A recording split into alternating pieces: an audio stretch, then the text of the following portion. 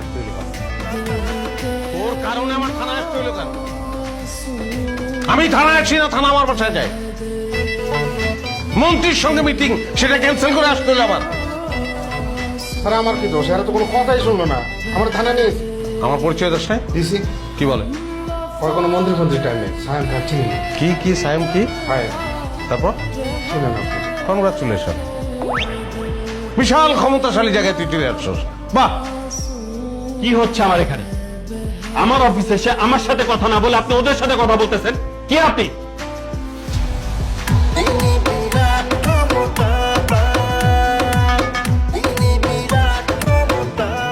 আপনার অনেক সাহস এবং আপনার এই সাহস অজ্ঞতা প্রশ্ন।